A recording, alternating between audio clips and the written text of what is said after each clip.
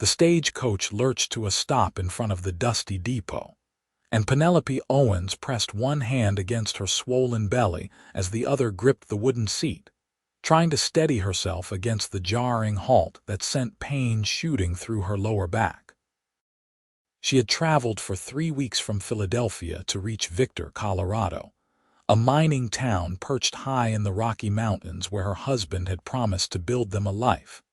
And now, as she peered through the grimy window at the rough timber buildings and mud-caked streets of this God-forsaken place, she felt the first stirrings of true fear coil around her heart. The driver yanked open the door and offered his weathered hand, which she accepted gratefully, as she maneuvered her 8-month pregnant body down the steps.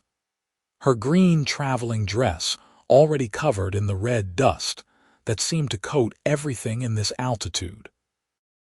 The September air in 1891 bit with an unexpected chill despite the bright afternoon sun, and Penelope pulled her shawl tighter around her shoulders as she scanned the sparse crowd gathered near the depot. Her husband Thomas should have been here to meet her, should have been the first face she saw with that crooked smile and those promises about their future. But as the minutes ticked by and passengers dispersed to waiting families and friends, she stood alone with her 2 worn leather cases beside her feet. The baby kicked hard against her ribs as if sensing her distress, and she placed both hands protectively over the swell of her stomach, trying to keep the panic at bay. "Madam, I need to be moving on," the driver called down from his perch, already preparing the horses for the next leg of his route. "You got someone coming for you." "Yes, my husband," Penelope said, though her voice wavered with uncertainty. "He should be here any moment." The driver gave her a look that was equal parts sympathy and doubt, before clicking his tongue at the horses and rolling away down the street, leaving her standing there like a piece of abandoned furniture. Around her, Victor bustled with afternoon activity as miners trudged past with lunch pails. Women hurried between the mercantile and the boarding houses, and somewhere in the distance, a hammer rang against metal in steady rhythm. Nobody paid her any attention except for a few curious glances at her obvious condition and fine Eastern clothes that marked her as an outsider. An hour passed, then another. The sun began its descent toward the jagged peaks that surrounded the town on all sides, casting long shadows across the street. Penelope's feet ached in her button-up boots, her back screamed with pain, and the baby seemed determined to press against every organ she possessed. She had moved to sit on one of her cases, propriety forgotten in the face of exhaustion and growing dread, when she heard the heavy footsteps approaching. "Need help." The voice was deep and rough like gravel, but something in its tone suggested genuine concern rather than the predatory interest she had feared from strange men in this rough place. Penelope looked up to find a tall cowboy standing a respectful distance away, his weathered face shadowed by a wide-brimmed hat. He was perhaps in his late 20s, broad-shouldered and lean in the way of men who worked hard for their living, with a thick coating of trail dust on his leather vest and denim pants. His eyes were a striking blue-gray, and they regarded her with an intensity that made her breath catch. "I am waiting for my husband," Penelope said, trying to maintain some dignity despite her desperate circumstances. "He works in the mines here, Thomas Owens." Something flickered across the cowboy's face, an expression she could not quite read. He removed his hat, revealing dark brown hair that was too long and curled slightly at his collar. "Madam, I am Quincy Marshall. I work claims up in the hills, and I know most of the men in these parts." "Then perhaps you know where I might find Thomas," she said, a thread of hope weaving through her words. "I've come all the way from Philadelphia. He sent for me 3 months ago, said he had steady work and a house prepared." Quincy shifted his weight, his jaw tightening as he seemed to weigh his words carefully. "Madam, might be best if you come with me to the boarding house. Get you settled somewhere proper, and we can sort out finding your husband from there." "I do not understand," Penelope said, though a sick feeling was already spreading through her stomach. "Why would I need a boarding house when my husband has a home prepared? Please, madam." Quincy's voice was gentle but firm.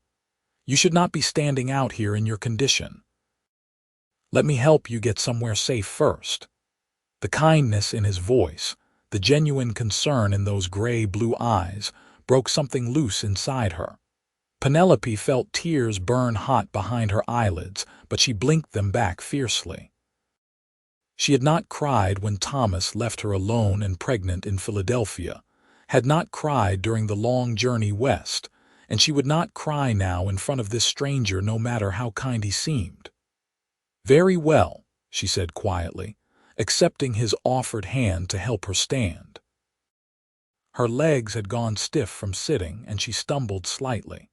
Quincy caught her elbow, steadying her with surprising gentleness for such a large man. He gathered both her cases as if they weighed nothing and gestured down the street. "The boarding house is just down here. Mrs. Chen runs a clean establishment, takes good care of her guests." They walked slowly to accommodate her awkward gait, and Penelope was acutely aware of the curious stares that followed them.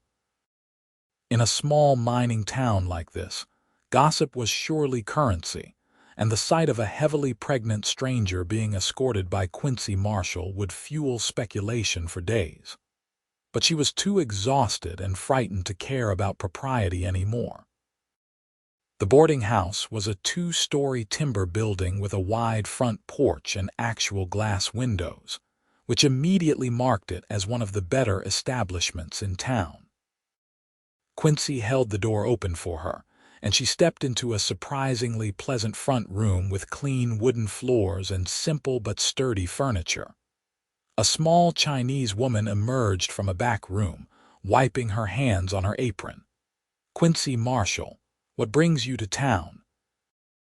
the woman asked with a warm smile that faded when she saw Penelope.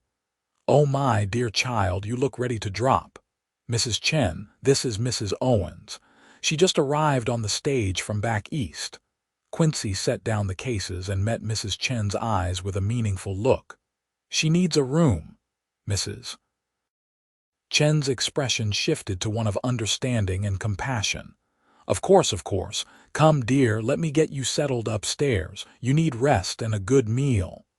"I need to find my husband," Penelope insisted, though her voice cracked with exhaustion. "Thomas Owens. He works in the mines." Mrs. Chen exchanged another look with Quincy, and this time Penelope caught the full weight of pity in both their faces. Her heart began to hammer against her ribs. "What is it?" she demanded, her voice rising. "What is wrong? Where is Thomas?" Quincy took a slow breath and met her eyes directly. "Madam, I am sorry to be the one to tell you this, but Thomas Owens died 6 weeks ago. There was a cave-in at the Independence mine. 3 men were killed." The words hit her like a physical blow.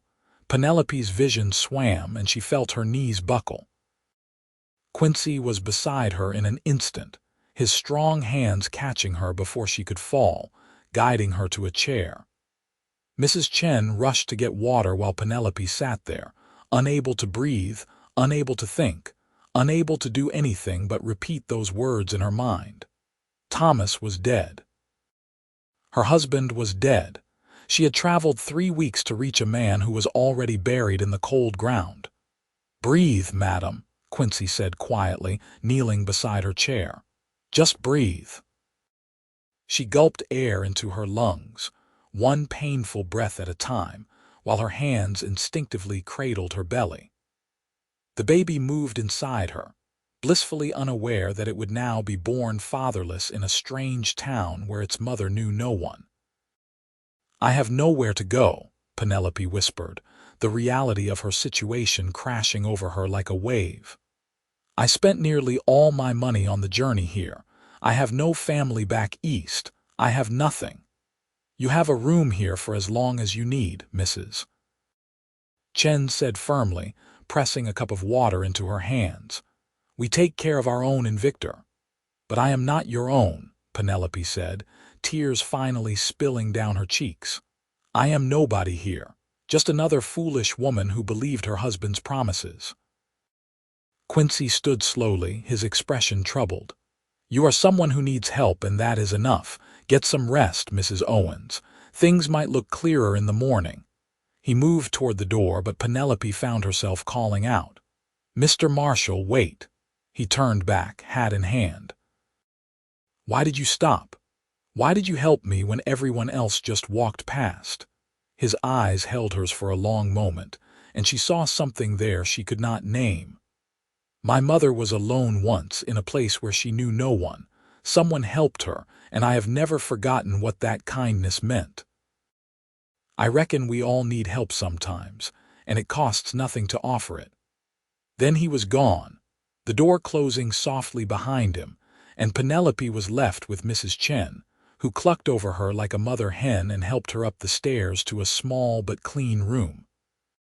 The bed was softer than she expected, and the moment her head touched the pillow, exhaustion dragged her down into a dreamless sleep. She woke in the middle of the night to the sound of her own crying, her face wet with tears she had no memory of shedding. The baby was kicking steadily, and she pressed her hands against the movements, whispering promises she had no idea how to keep. She would protect this child, would find a way to survive in this harsh place, even though she had no idea where to begin. Morning came cold and bright.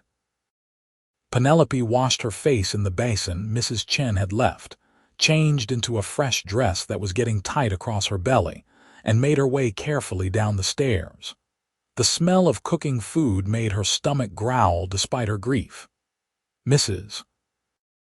Chen appeared almost immediately, as if she had been watching for her. Sit, sit, the older woman insisted, guiding her to a small dining table. You need to eat for the baby.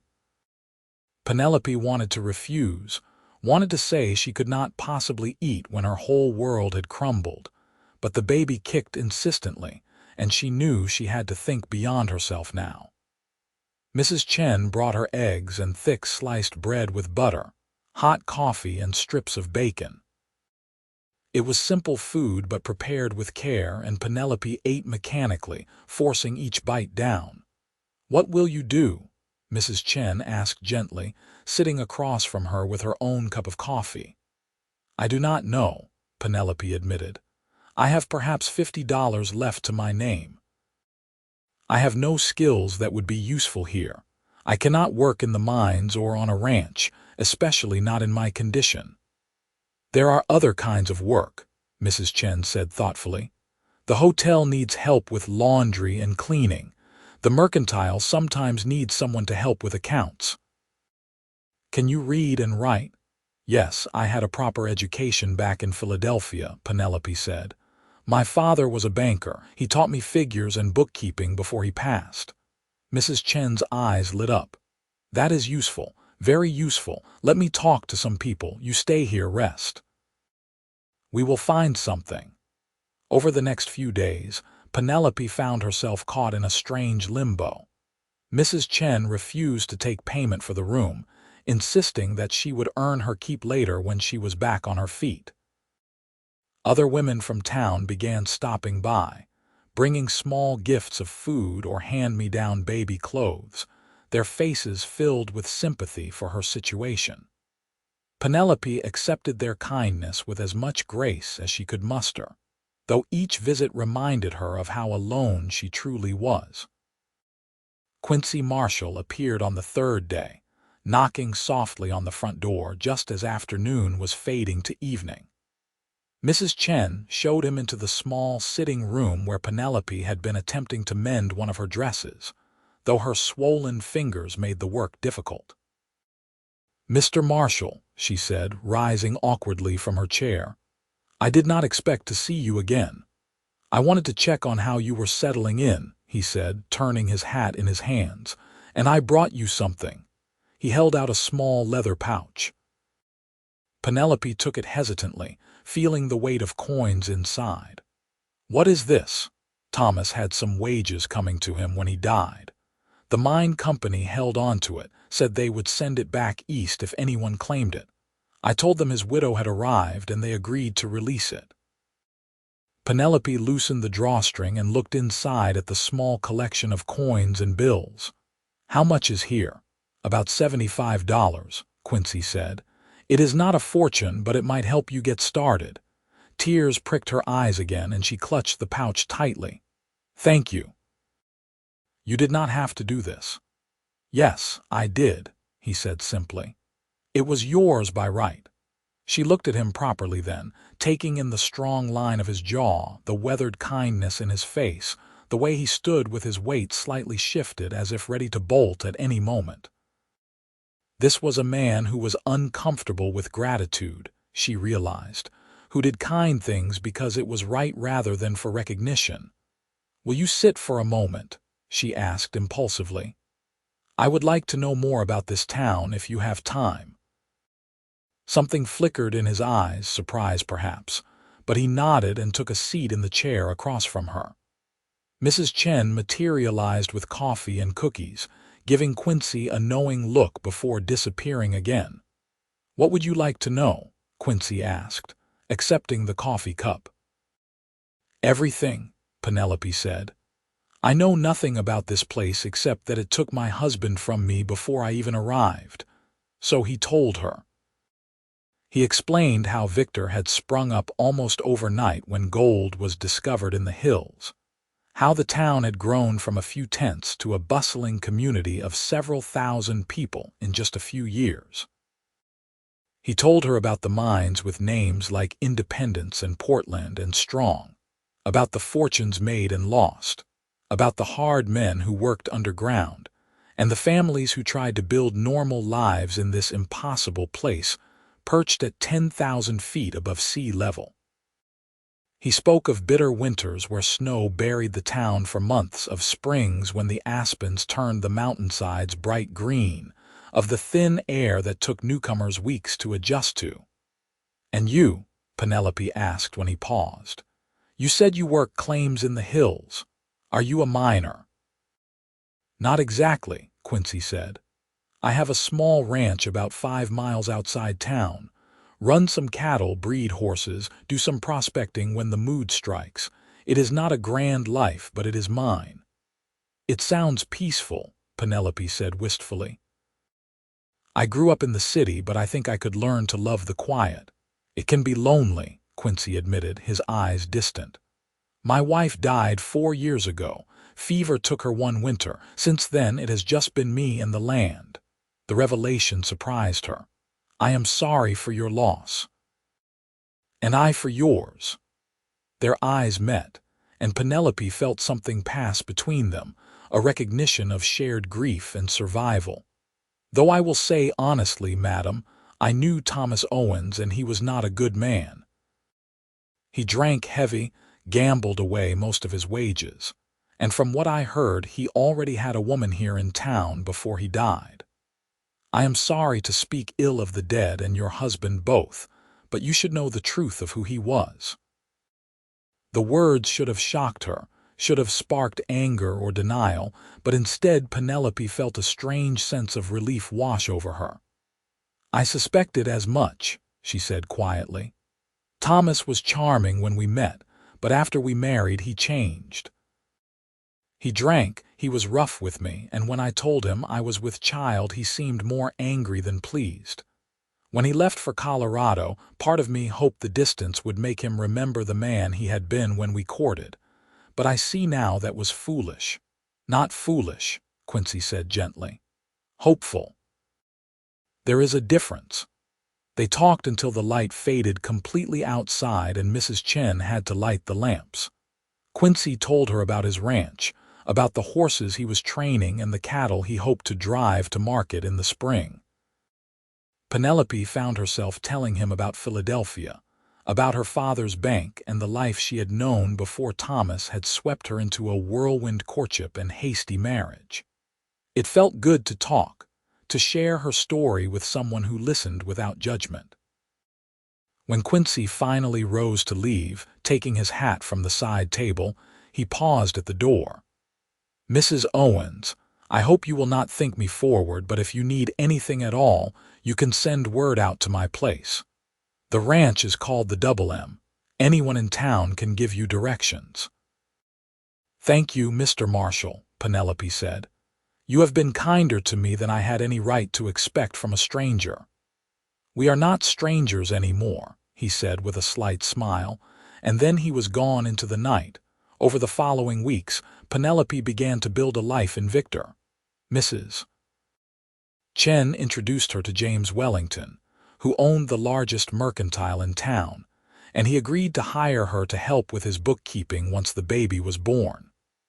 It was not much, but it would provide a small income, and Mrs.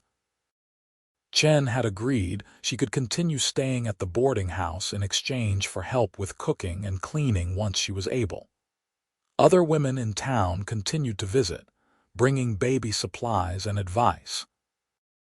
Penelope learned that the community, rough as it was, took care of its own, and she had somehow been adopted into that circle of protection. Quincy came to town every week or so, always stopping by the boarding house to check on her. Sometimes he brought fresh meat from a deer he had hunted, sometimes just his quiet presence and conversation. Penelope found herself looking forward to his visits more than she cared to admit. There was something steady about him, something solid and trustworthy that she had never experienced with Thomas. When Quincy looked at her, really looked at her, she felt seen in a way that was both terrifying and wonderful. November arrived with the first serious snows. Penelope was now 9 months pregnant and miserable with it. Her ankles were swollen, her back ached constantly, and the baby seemed to have decided her ribs were an excellent place to practice kicking. Mrs. Chen fussed over her constantly, making her rest and drink special teas meant to ease the discomfort. Quincy appeared one afternoon during a break in the snowfall, his coat and hat covered in white powder. Mrs. Chen showed him into the sitting room where Penelope was attempting to knit small booties with little success. "You look ready to burst," he said with his characteristic bluntness, then immediately looked embarrassed. "I apologize. That was not polite." Penelope laughed despite herself, the first genuine laugh she had managed in weeks. "No, you are absolutely right. I feel like a whale that somehow ended up in the mountains." He grinned, and the expression transformed his usually serious face. "Well, you are a prettier whale than most I have seen." "I was not aware you had seen many whales in Colorado," Penelope teased, and felt a flutter of pleasure when his grin widened. "You have me there," he admitted. He pulled a package from inside his coat. "I brought you something." Penelope unwrapped the brown paper to reveal a small wooden rattle, beautifully carved and sanded smooth. "Oh, Quincy," she breathed, forgetting to use his formal name in her surprise. "Did you make this?" "It is nothing fancy," he said, looking uncomfortable with her reaction. "Just something to keep the baby entertained." "It is beautiful," Penelope said firmly. "Thank you." They sat together as the afternoon light faded, talking about everything and nothing. Quincy told her about a horse he was training, a wild Mustang he had gentled over months of patient work. Penelope told him about the books she had been reading, borrowed from the small lending library one of the churches maintained. She found herself watching the way his hands moved as he talked, strong and capable, scarred from years of hard work. She wondered what those hands would feel like holding hers, then immediately felt guilty for the thought. Thomas had only been dead 3 months. What kind of woman was she to be thinking of another man? But Thomas had betrayed her before he even died, she reminded herself. He had abandoned her pregnant and alone, had taken up with another woman, had drunk away his wages instead of preparing a home for his family. Did she really owe him loyalty beyond the grave? You are quiet, Quincy observed. Is something troubling you? Just thinking, Penelope said. About what comes next. After the baby is born, I mean. I will work at the mercantile, raise my child, build a life here somehow. It seems overwhelming. You do not have to do it alone, Quincy said carefully. You have friends here now. Mrs. Chen, the other women in town, they will help. And I hope you count me as a friend as well. I do, Penelope said softly, meeting his eyes. You have been a good friend to me, Quincy, the best I could have hoped for. Something in his expression shifted, became more intense. Penelope, he said, using her given name for the first time. I want you to know that I care for you. Not just as a friend, though I hope we are that, but as more if you could ever see me in that way. I know it is too soon, and I am not trying to rush you or make you uncomfortable. I just wanted you to know that when you are ready, if you are ever ready, I would like to court you properly. Her heart hammered in her chest. Quincy, I am about to give birth to another man's child. I am living on charity. What could I possibly offer you? Yourself, he said simply. Your strength, your kindness, your company, that is all I want. Before Penelope could respond, a sharp pain seized her belly, so intense it stole her breath. She gasped and doubled over, clutching her stomach. Penelope, Quincy was on his feet instantly beside her chair. What is wrong? The baby, she managed through gritted teeth. I think the baby is coming. Quincy did not panic, which Penelope was grateful for even through her pain. He called for Mrs. Chen, who came running and immediately took charge of the situation. Within minutes, Penelope found herself being helped up the stairs to her room while Mrs. Chen sent Quincy to fetch Doc Harrison, the town physician. The next hours passed in a blur of pain and fear. Doc Harrison arrived and examined her, pronouncing that everything seemed normal and the baby should arrive before midnight. Mrs. Chen stayed by her side through every contraction, holding her hand and encouraging her. Other women from town appeared, somehow knowing they were needed, bringing clean linens and hot water and murmured words of support. Quincy stayed downstairs, pacing the front room like a caged animal according to what Mrs. Chen reported between contractions. Penelope wanted him there with her, wanted his steady presence, but propriety dictated that the birthing room was no place for a man who was not her husband. As the night deepened and the pain intensified, Penelope found herself crying out, begging for it to be over. Mrs. Chen wiped her forehead with a cool cloth and told her she was doing wonderfully, that she was strong, that the baby was almost here. One more push, Doc Harrison said from his position at the foot of the bed. Come on now, Mrs. Owens, give me one more good push. Penelope gathered the last of her strength and pushed with everything she had. There was a moment of intense pressure and then sudden relief, and then the most beautiful sound she had ever heard filled the room, her baby's first cry. It is a boy, Doc Harrison announced, holding up the squirming, wailing infant. A healthy baby boy. Tears streamed down Penelope's face as Mrs. Chen cleaned the baby and wrapped him in soft blankets before placing him in her arms. He was perfect, with a shock of dark hair and tiny fists that waved in the air. His eyes were squeezed shut as he cried, his face red with the effort. Hello, little one, Penelope whispered, touching his soft cheek. Hello, my sweet boy, I am your mama. The baby quieted at her voice, his tiny mouth working as if searching for food.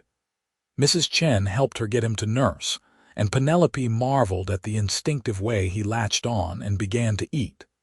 This was her son, her child, the person she would love and protect for the rest of her life. Have you thought of a name? Mrs. Chen asked softly. Penelope had thought of nothing else for months. Peter, she said. His name is Peter. Peter Owens, Mrs. Chen said, smiling. A good, strong name. Later, After the room had been cleaned and the other women had gone home and Penelope had been settled into clean sheets with Peter sleeping in a cradle beside her bed, Mrs. Chen brought Quincy upstairs. "Just for a moment," the older woman said firmly. "She needs her rest." Quincy approached the cradle as if it held precious jewels, looking down at the sleeping infant with an expression of such wonder that Penelope felt her heart squeeze. "He is beautiful," Quincy said quietly. "Perfect." "Would you like to hold him?" Penelope asked. Quincy looked uncertain. "I have not held a baby in years." "You will not break him," Penelope assured him. "Just support his head." With careful movements, Quincy lifted Peter from the cradle and cradled him against his broad chest. The baby was so small in his large hands, but Quincy held him with surprising gentleness. Peter stirred slightly, making a small noise, and Quincy rocked him instinctively until he settled again. "Hello, little man," Quincy murmured. "Welcome to Colorado." Watching them together, this strong cowboy holding her newborn son with such tenderness, Penelope felt something shift inside her chest.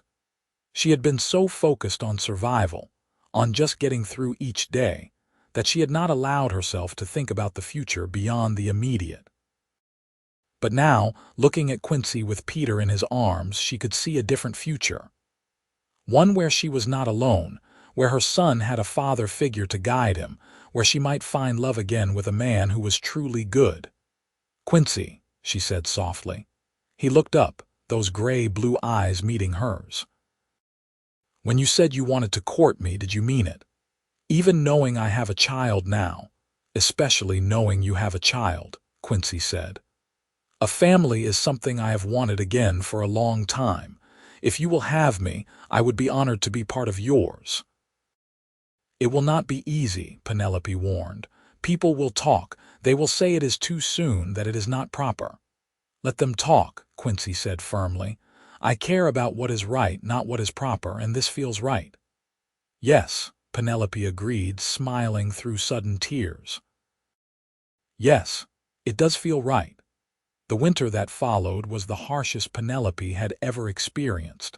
Snow piled high in the streets of Victor, and temperatures dropped so low that water froze solid in its basins overnight. But inside Mrs. Chen's boarding house, Penelope felt warmer than she ever had in Philadelphia. She recovered from the birth while learning to care for Peter, who proved to be a healthy, happy baby with a good appetite and an easygoing temperament. Quincy came to town whenever the weather allowed, bringing supplies and checking on them. He never stayed long or overstepped bounds, but his presence was a constant source of comfort. He would hold Peter while Penelope ate dinner, rocking the baby and singing soft cowboy songs in his deep voice. He brought small gifts: a warmer blanket for the baby, a book of poems for Penelope, fresh cream from his ranch. He never asked for anything in return, never pushed her to move faster than she was ready. In January, when Peter was 2 months old and Penelope had regained most of her strength, Quincy asked if he could officially court her. They sat in the boarding house parlor with Mrs. Chen as chaperone, though the older woman spent most of her time pretending to read while actually watching them with obvious approval.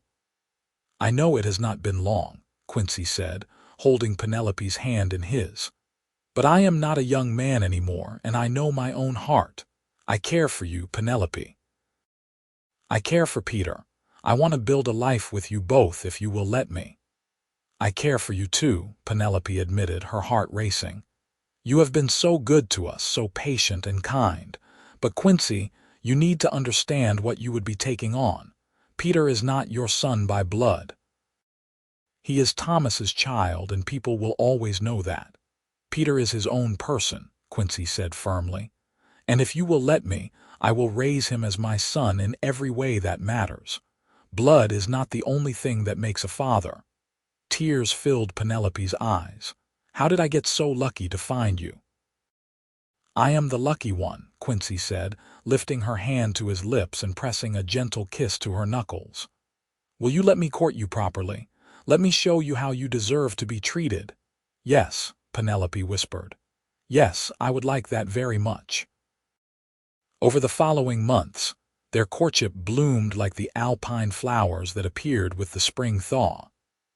Quincy would come to town several times a week, bringing Peter little toys he carved himself and spending hours talking with Penelope about their hopes and dreams.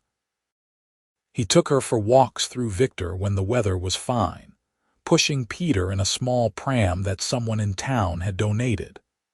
They attended church services together on Sundays, sitting side by side while the congregation sang hymns and prayed for the souls of miners. In March, Penelope began working part-time at Wellington's Mercantile, keeping the books in a small office in the back while Mrs. Chen watched Peter. The work was satisfying in its own way, using skills her father had taught her years ago. James Wellington was impressed with her neat figures and organizational abilities, and he increased her hours and pay after just a few weeks. April brought Penelope's 23rd birthday, which Quincy celebrated by taking her on a picnic up in the hills above town. Mrs. Chen agreed to watch Peter for the afternoon, and Penelope found herself riding in Quincy's wagon up a winding mountain road as the aspens leafed out in brilliant green around them. "Where are we going?" she asked, curious about his secretive smile. "You will see," was all he would say. They crested a rise, and suddenly the valley spread out below them, Victor nestled in the mountains like a jewel in a crown. But Quincy drove past the overlook and down a smaller trail until they reached a meadow beside a rushing creek. The grass was thick and green, dotted with purple and yellow wildflowers. Aspen trees ringed the meadow, their leaves shimmering in the breeze. "It is beautiful," Penelope breathed, climbing down from the wagon. "This is part of my ranch," Quincy said, helping her down. "About 300 acres of land that my grandfather claimed back in the 50s. The house is another mile north, but this meadow has always been my favorite spot." They spread a blanket on the grass and unpacked the picnic Mrs. Chen had prepared: cold chicken, fresh bread, cheese, and dried apple pie. They ate leisurely, talking and laughing while the creek sang its eternal song beside them. After they had finished eating, Quincy lay back on the blanket with his hands behind his head, staring up at the impossibly blue sky. "What are you thinking about?" Penelope asked, lying down beside him close enough that their shoulders touched. "About how my life has changed since last September," Quincy said. "How I was living alone, going through the motions of each day without much purpose beyond survival. And then I saw you standing by the depot, so lost and scared, and something inside me shifted. I knew I had to help you. And now here we are, and I cannot imagine my life without you and Peter in it." Penelope rolled onto her side to look at him properly. "I feel the same way. You saved me, Quincy. Not just from being alone and afraid, but from losing hope entirely. You showed me that good men still exist, that I deserve to be treated with kindness and respect." Quincy turned his head to meet her eyes. They were so close now, close enough that she could see the flecks of darker gray in his blue eyes, could count the lines that sun and weather had etched around them. "Penelope," he said softly, "may I kiss you?" Her heart fluttered in her chest. "Yes," she whispered. He rolled toward her, one hand coming up to cup her cheek with infinite gentleness. Then his lips touched hers, soft and warm and perfect. It was nothing like kissing Thomas, which had always been rough and demanding. Quincy kissed her like she was precious, like she was something to be treasured rather than taken. When they finally parted, Penelope felt breathless and happy in a way she had never experienced. "I love you," Quincy said, his forehead resting against hers. "I know I should wait longer to say it, should follow all the proper courting rules, but I cannot hold it in anymore. I love you, Penelope Owens. I love you too, she said, tears of joy streaming down her face. I love you so much. They spent the rest of the afternoon in that meadow, kissing and talking and making plans for the future. Quincy wanted to marry her, wanted to give Peter his name and fill the ranch house with more children. Penelope wanted all of that too, wanted it with a fierce intensity that surprised her. But she also knew they needed to be practical. People will talk, she said reluctantly as they packed up the picnic. It has only been 7 months since Thomas died. They will say I am moving too fast, that it is unseemly. You care what they say? Quincy asked, helping her back into the wagon. Penelope considered this. 6 months ago she would have cared desperately about propriety and reputation. But 6 months ago she had been a different person, someone who had never traveled alone across the country while pregnant, never given birth in a boarding house, never worked for her living. She had been forced to become stronger, and that strength had changed her priorities. No, she said finally, I do not care what they say. Life is too short and too uncertain to waste time worrying about gossip. I want to be your wife, Quincy. I want to build a life with you. His smile was brilliant. Then will you marry me? Will you and Peter come live at the ranch and let me spend the rest of my life making you happy? Yes, Penelope said, laughing through her tears. Yes, yes, yes. They married in June on a warm Sunday afternoon with half the town in attendance. Penelope wore a simple dress of pale blue cotton that Mrs. Chen had helped her sew, and Quincy wore his best suit with his hair neatly trimmed for the occasion. Peter, now 7 months old and starting to pull himself up on furniture, was passed around between the female guests who cooed over him throughout the ceremony. The minister who married them was an elderly man named Reverend Thompson, who gave them a kind smile as they stood before him in the small church. Dearly beloved, he began, and Penelope felt her heart swell with joy. Beside her, Quincy held her hand tightly, his thumb rubbing gentle circles on her palm. When it came time to exchange vows, Quincy looked into her eyes and spoke in a clear, strong voice. I, Quincy Marshall, take you, Penelope Owens, to be my lawfully wedded wife. I promise to love you, honor you, protect you, and cherish you for all the days of my life. I promise to be a father to Peter and to any children we may have together. I promise to work hard, to provide for our family, and to always treat you with the respect and kindness you deserve. Penelope's voice shook with emotion as she made her own vows. I, Penelope Owens, take you, Quincy Marshall, to be my lawfully wedded husband. I promise to love you, honor you, support you, and cherish you for all the days of my life. I promise to be a good wife, a good mother, and a true partner in building our life together. I promise to face whatever challenges come with courage and faith, knowing that together we can overcome anything. Reverend Thompson pronounced them husband and wife, and when Quincy kissed her, the congregation erupted in applause. Peter chose that moment to let out a loud squeal of delight from Mrs. Chen's arms, making everyone laugh. The reception was held in the meadow on Quincy's ranch, the same meadow where he had first told her he loved her. Tables had been set up under the aspens, laden with food that the community had contributed. Roasted meats, fresh vegetables, pies and cakes, and even a small barrel of beer that someone had brought from town. There was music from a fiddle player, and dancing on a wooden platform that had been constructed for the occasion. Penelope danced with Quincy as the sun set behind the mountains, painting the sky in shades of orange and pink and purple. She had Peter strapped to her chest in a cloth carrier, and the baby gurgled happily between them as they swayed to the music. "Are you happy?" Quincy asked, his arms wrapped securely around them both. "Happier than I ever thought possible," Penelope said honestly.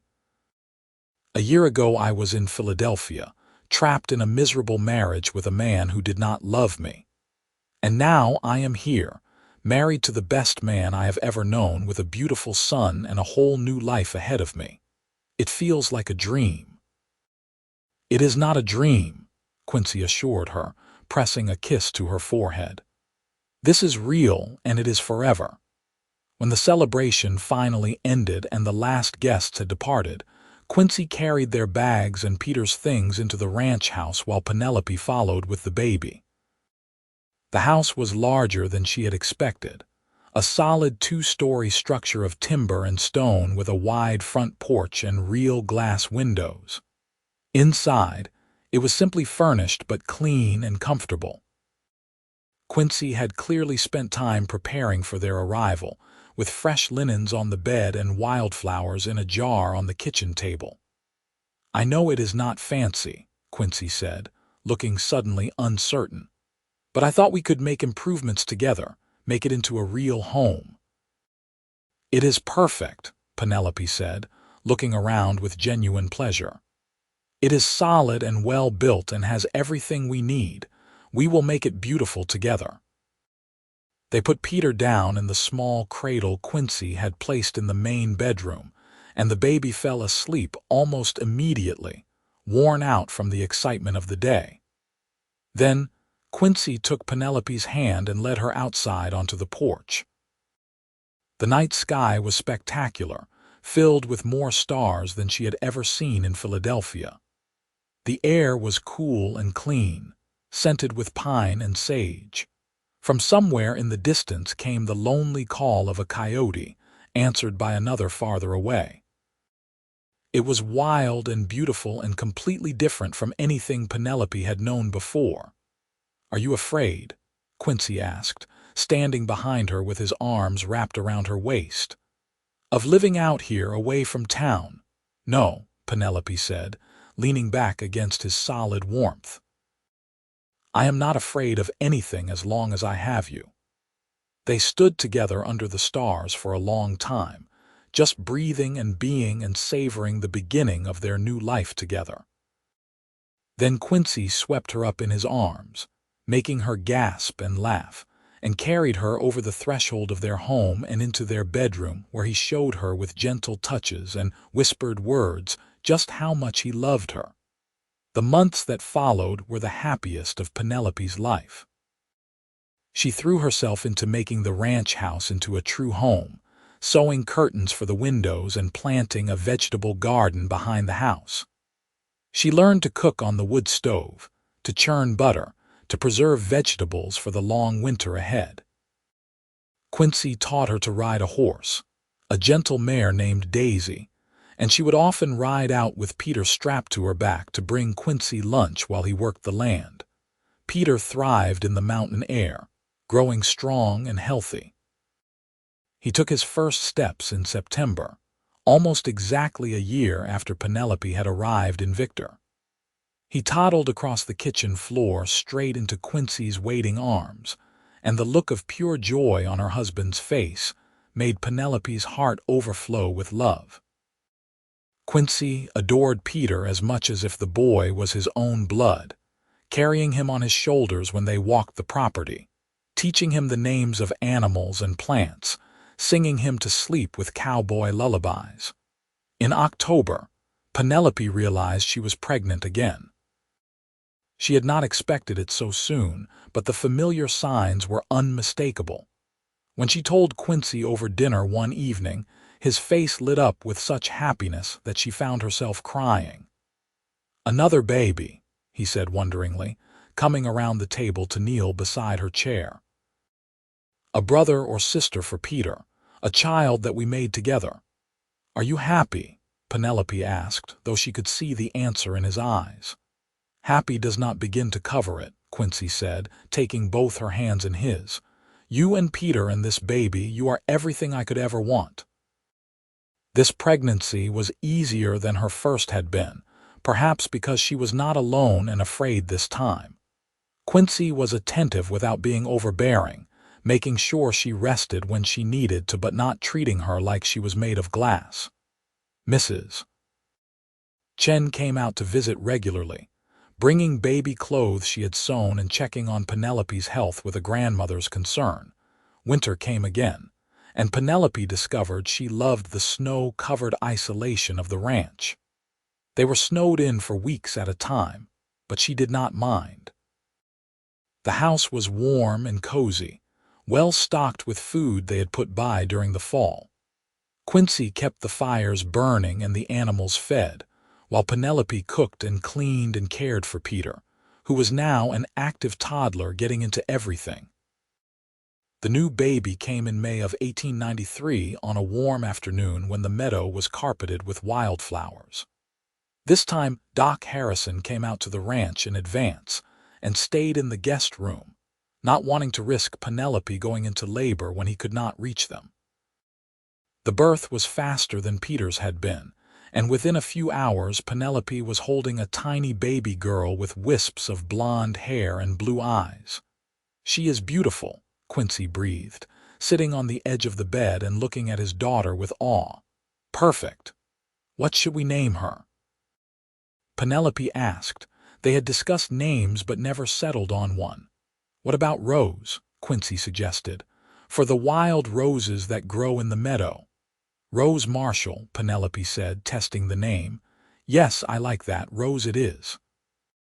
Peter was fascinated by his new sister, wanting to touch her constantly and asking endless questions about why she was so small and when she would be big enough to play. Quincy was patient with his questions, explaining that babies needed time to grow just like colts needed time before they could run. Life settled into a comfortable rhythm. The ranch prospered under Quincy's hard work and good management. He sold horses to ranchers throughout the area and cattle to the miners in Victor and the surrounding camps. Penelope kept the books for the ranch, applied her Philadelphia banking education to tracking income and expenses, and discovered she had a good head for business. Together they made decisions about expanding the herd, buying more land, improving the house. 2 years later, another son was born, whom they named Robert after Quincy's father. 3 years after that came twin girls, Clara and Catherine, who arrived early and small but healthy. The house rang with the sounds of children laughing and playing, with Peter now old enough to help his father with chores, and the younger ones toddling after them like ducklings following their parents. On a summer evening in 1899, Penelope sat on the porch with Quincy, watching the sunset while their children played in the yard. Peter was now 8, tall and serious like his stepfather, though he had Thomas's dark hair. Rose was 6, sweet-natured and always helping with the younger children. Robert was 4, adventurous and constantly getting into mischief. The twins were 2, identical except for the small birthmark on Clara's left hand. That was the only way anyone could tell them apart. "Can you believe it has been almost 8 years?" Penelope asked, leaning her head on Quincy's shoulder. "Sometimes it feels like yesterday that I saw you standing by the depot," Quincy said, his arm coming around her shoulders. "And sometimes it feels like you have always been here, like I cannot remember life without you." "I was so scared that day," Penelope said, "so lost and alone, and then you asked if I needed help and everything changed." "Best decision I ever made," Quincy said. "Stopping to help a pregnant stranger got me a wife, 5 children, and a life I never dreamed I could have again." They sat in comfortable silence for a while, watching their children play. Peter was teaching Rose how to throw a rope, while Robert tried to catch the chickens that wandered the yard. The twins were making mud pies near the garden, covered in dirt and giggling. "I love you," Penelope said quietly. "I loved you from that first day, I think, though I was too afraid to admit it. You were so kind, so steady, so good. You gave me everything when I had nothing." "You gave me everything too," Quincy said, turning to kiss her gently. "You gave me a family, a purpose, a reason to wake up every morning grateful to be alive. You made this house into a home. Papa, Mama, come see what I caught." Robert's voice rang out across the yard, and they looked over to see him holding up a very confused-looking toad. "We better go supervise before he tries to bring it into the house," Quincy said with a laugh, standing and offering Penelope his hand. They walked down into the yard together, and Penelope felt a wave of contentment wash over her. This was her life now. A good man who loved her, healthy, happy children, a beautiful home in the mountains of Colorado. She had traveled across the country alone and afraid, had given birth to a fatherless child in a strange town, had known the deepest despair and the brightest hope. And through it all, Quincy had been there, steady as the mountains themselves, offering her the help she desperately needed and the love she had not known she deserved. Years continued to pass in the cycle of seasons that defined mountain life. Winters brought deep snows and cozy nights by the fire. Springs brought new foals and calves, green grass pushing up through melting snow. Summers brought long days of hard work and children running wild and free. Autumns brought harvest and preparation for the cold months ahead. Peter grew into a strong, responsible young man who worked the ranch beside Quincy, learning everything his stepfather could teach him about horses and cattle and land. When he was 17, Quincy officially adopted him, giving him the Marshall name that he had earned through years of being a true son. Peter wept when Quincy presented him with the legal papers, and they embraced as father and son in every way that mattered. Rose grew into a beautiful, kind-hearted woman who married a neighboring rancher's son when she was 20. Her wedding was held in the meadow, just like her mother's had been, and Penelope cried happy tears as she watched her daughter start her own new life. Robert proved to have a gift with horses like his father, and by the time he was in his 20s, the Marshall Ranch was known throughout Colorado for the quality of its stock. He traveled to horse fairs and competitions, winning prizes and bringing honor to the family name. The twins were inseparable, finishing each other's sentences and seeming to communicate without words. They were wild and adventurous, keeping Penelope constantly worried but also constantly laughing at their antics. They both became teachers, opening a small school on the ranch property to educate children from the surrounding homesteads. More grandchildren came as the years passed, filling the ranch with new generations. Penelope loved being a grandmother, spoiling the little ones in ways she had never been able to spoil her own children when money was tighter. She taught them to read and to do figures, passed down recipes and stories, showed them the same love that Quincy had shown Peter all those years ago. Quincy's hair turned gray at the temples, then white, but he remained strong and vital well into his 60s. He still rose before dawn to feed the animals, still rode the property checking on cattle and horses, still carried his grandchildren on his shoulders just as he had carried his children. Penelope aged beside him, her dark hair streaking with silver, her hands growing gnarled from decades of hard work. But she had never been happier.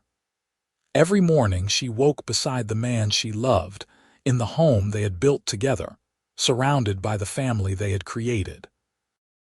On their 20th wedding anniversary, Quincy took Penelope back to the meadow where he had first told her he loved her.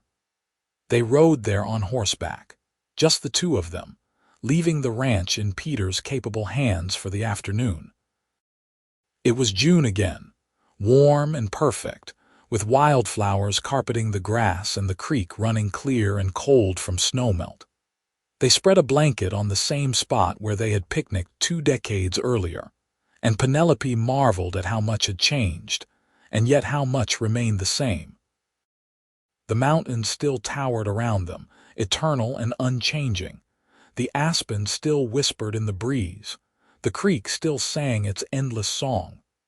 20 years, Quincy said, lying back on the blanket with Penelope tucked against his side. "Sometimes I still cannot believe how lucky I got." "We both got lucky," Penelope corrected. "That day at the depot, we both found exactly what we needed." "Do you ever think about how different things could have been?" Quincy asked. "If I had not stopped to help you, if you had gone back east?" "Sometimes," Penelope admitted. "But I try not to dwell on what might have been.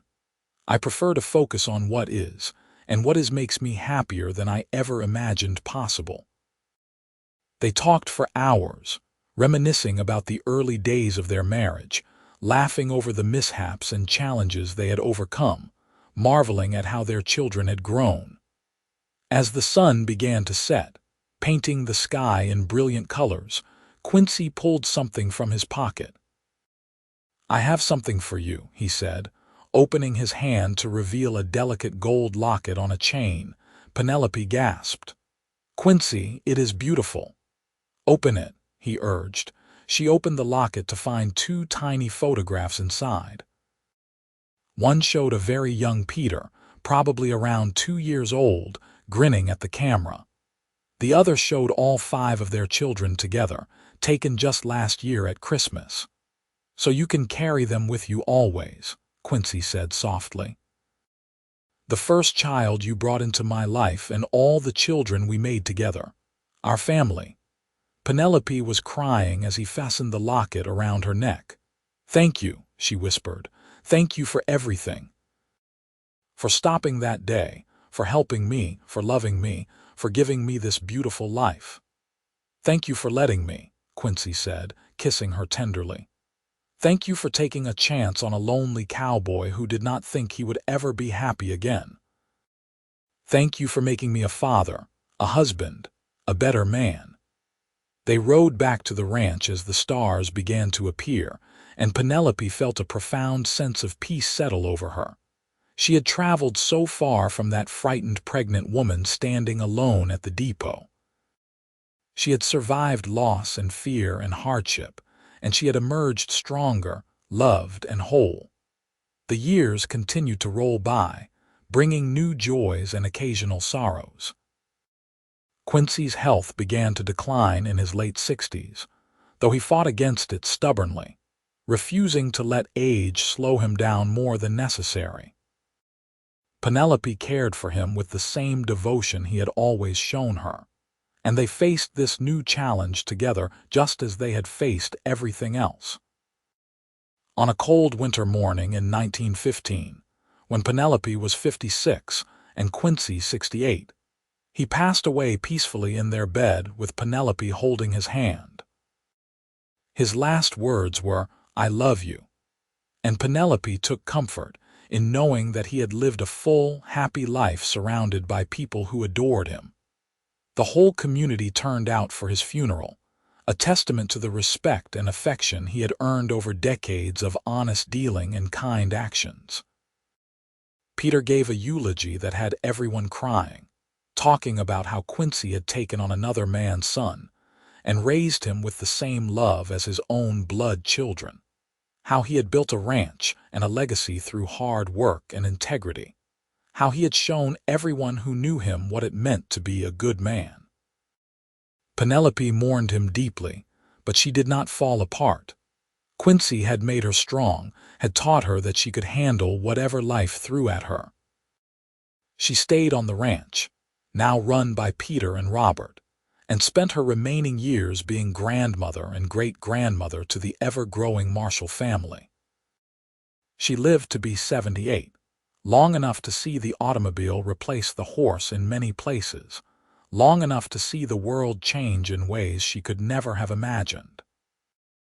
But through all those changes, she held onto the memories of that September day in 1891, when a kind cowboy had asked if she needed help and changed her whole life. On a warm summer evening in 1937, Penelope passed away in her sleep, the gold locket still around her neck. She was buried beside Quincy on a hill overlooking the meadow where they had fallen in love, where their story had truly begun. Her children and grandchildren and great-grandchildren gathered to say goodbye, and they told stories about her courage and strength, about how she had come west alone and pregnant with nothing but hope, about how she had built a life and a family through determination and love. They talked about the love story between her and Quincy, a tale that had become legend in the family, passed down through generations as an example of what true love looked like. The ranch continued to thrive under Marshall ownership, each generation adding their own improvements while honoring the foundation that Quincy and Penelope had laid. The meadow remained wild and beautiful, carpeted with wildflowers every summer, a sacred place where family picnics were held and marriage proposals were made.